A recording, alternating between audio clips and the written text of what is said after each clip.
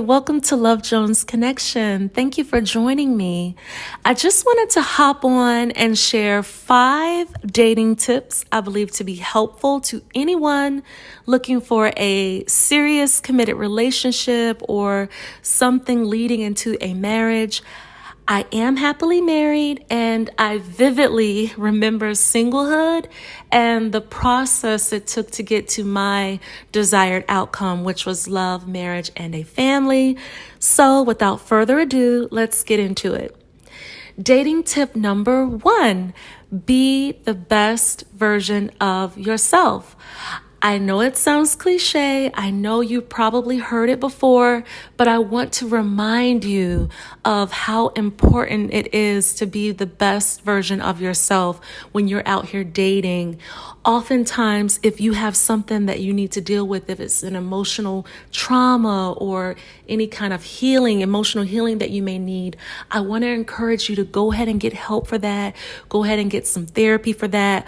Or if it's something dealing with your weight or anything that is causing an insecurity for you, and it may be causing you to feel bad about something, I want you to go ahead and address that and then come back into the dating world when you are ready and when you are able to date in a healthy and confident manner. So that is going to be dating tip number 1.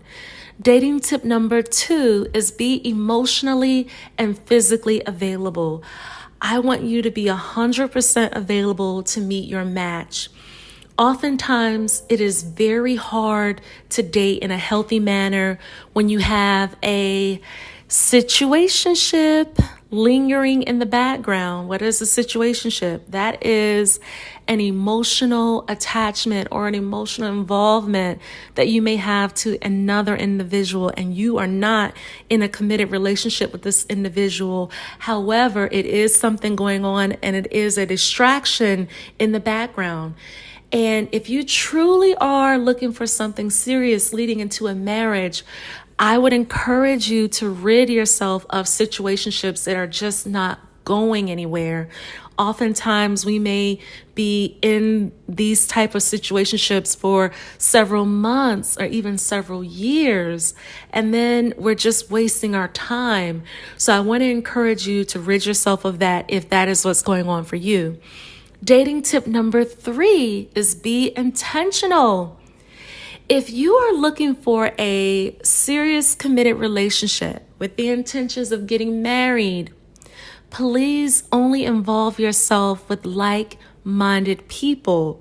This is something that can be addressed in the very beginning of getting to know someone, day 1, when you are conversing. You can ask, hey, what are you looking for? And then he or she will share that information, and then you can share what you're looking for. And if he says, right now, I am looking to date, but I don't want anything serious right now, but I'm open to it. If it happens, I'm not looking for it. Or I just got out of something, I don't really know. Anything like that, you want to avoid. He is telling you from the beginning, and I really want to encourage you to accept that. It's nothing wrong with that. If he's not looking for anything serious right now, that's okay. You want to remove yourself from that before you even go down that path of getting your feelings involved, because oftentimes that is how a situationship starts. And we all know how that goes, okay? So that's dating tip number 3, be intentional. Dating tip number 4, don't bring your previous negative baggage to the next individual that you're meeting. You want to give everyone a clean slate. If you have any type of negative trauma or baggage, or you're just not able to give anyone a chance without bringing up what so-and-so did, and it's just becoming a problem with anyone new, then I would encourage you to go back to tip number 1, which is be the best version of yourself. Go ahead and take a time out and address whatever it is that you may be needing to deal with, and then come back out when you are ready to truly date. So be careful about that, because sometimes you can run someone off by that type of behavior. And if you're finding yourself continuing to run into the same type of problems and the same type of people you tend to attract, again, Go back to dating tip number 1. Okay. Now, dating tip number 5 is going to be step outside your comfort zone. This is really important because I know oftentimes we can get into our routine and just go to work, come home, or go to the gym, come home, and that's pretty much what you're doing. However, I want to encourage you to put yourself out there. If that means that you're going to join a social networking group, or you're going to join an active singles ministry at a church, or maybe even take yourself out to a nice restaurant and shoot your shot because you know you've done the work on yourself, you're confident, you're able to do that.